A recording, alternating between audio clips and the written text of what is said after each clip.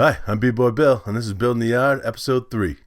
I almost didn't have anything to report to you guys this week, but fortunately I was able to get in the hives today. It's May 1st. The temps went up in the 60s, and I was able to get in there and get some queen cells started. But we'll get to that in a minute after I'm done making excuses why I didn't get anything else done the last 2 weeks. The weather here in Western New York has been terrible. We've had 2 weeks of snow, rain. There was one day, and I was busy doing something else that day that I could have gotten in the hives. It was up in the 60s with some sun out. And other than that, it has been in the 20s, the 30s, occasionally the 40s, but just rain and snow and just miserable. I didn't want to do anything in the bee yard anyway in that kind of weather, and the bees didn't want to do anything either. In addition to the bad weather, it is also spring cleaning season around here, and I took it upon myself to reorganize my shop and give it an overhaul, and that has turned into a disaster. But there's only certain times a year I can get things thrown out for free, and so I wanted to get the spring cleaning done, get the shop cleaned up for the rest of the year. Unfortunately, I was supposed to be building those 150 frames, and we didn't make much headway on the frames. So hopefully we have the shop cleaned up this week and get back to building those frames so I can have them when the bees need them.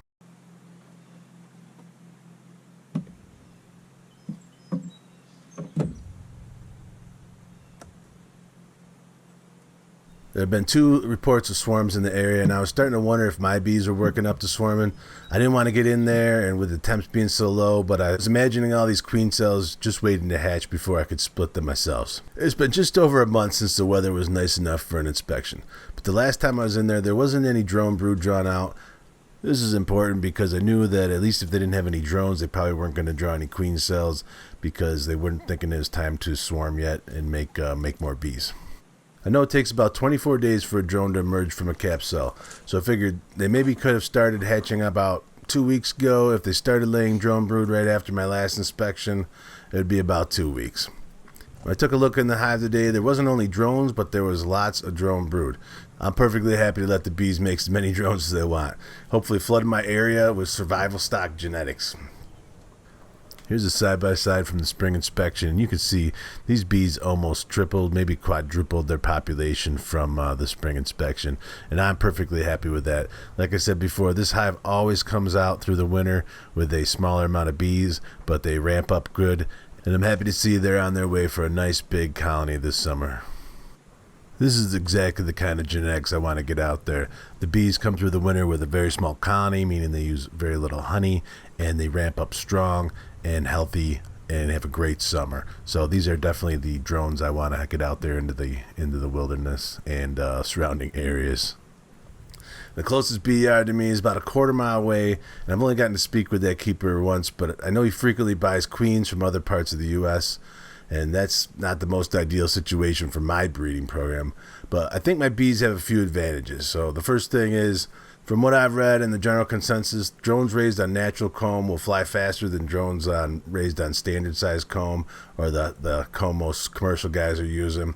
Because the beekeeper at the end of my road probably uses that standard foundation, his larger drones that his bees are making, they'll be slower than my drones that are raised on the natural comb.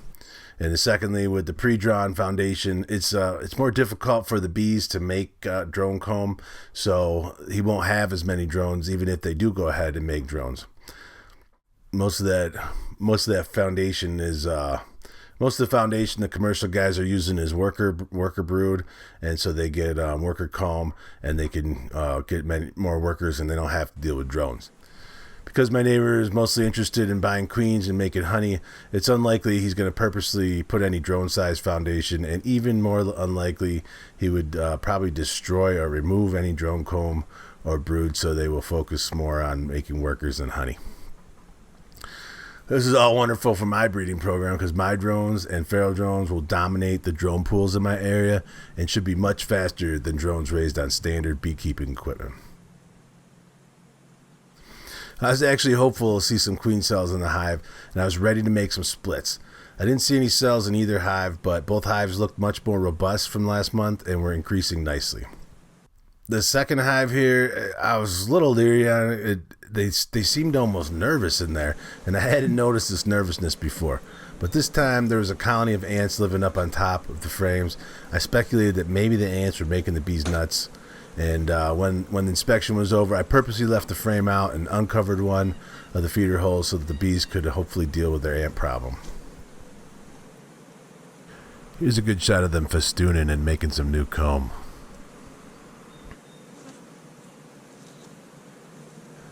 I'll pull you in for a close-up here. This is what I'm talking about, the bees looking nervous. This is normal speed, and these bees are just all jittery. They're moving around really fast. I've never seen anything like that before, and I'm wondering if it is the ants on top of the hive. But if you guys ever seen bees going crazy like this, jumping all over the place, shoot me a comment down below. Let me know what you think's going on.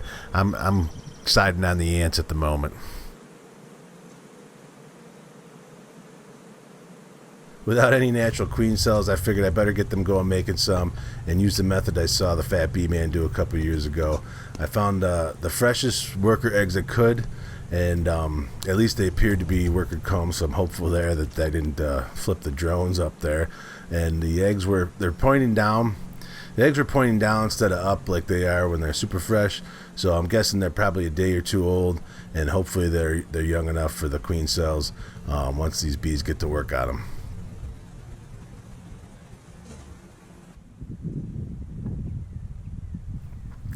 And then I cut the strips of comb with fresh eggs, and I laid them on the top bar.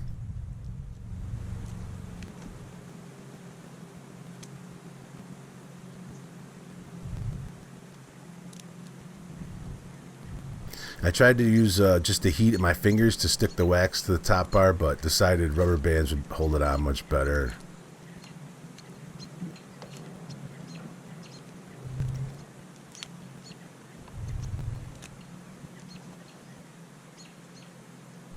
Once I had all the fresh eggs stuck to the top bar, I made a couple segregations, thinking I could remove them easier when the queen cells are drawn out and get them into their nukes. So the plan is to come back in a week and hopefully see some nicely formed queen cells. Once I see how many queens the bees made, I can make up some mating nukes with nurse bees from the hive and the nervous hive. And once the cells are capped about 9 days from now, I'll move them into their mating nukes. I picked the spot right here in the middle of the brood nest to put these bees, so there'll be enough nurse bees to get going right on these queen cells. If I don't end up with any queen cells, I'm most likely going to create a cell builder hive and try again. Hopefully this will get a jump start on growing the apiary and get some of these hives filled up. This week coming up, I'm hoping to get back out to the traps, see what's going on, get those rebaited, and get back in the shop and get some frames made. Hopefully we have some better days of weather this week so I can get out there and actually clean up that bee yard, which is also on my list of things to do, and get that cleaned up for the summer. Hey guys, that's where we're at building the yard. If anything I missed or any questions you have, leave them in the comments below and I'll get back to you. Also, I hope you guys have much better weather than me and have been able to get some stuff done in your apiary. I'm B-Boy Bill, and thanks for watching.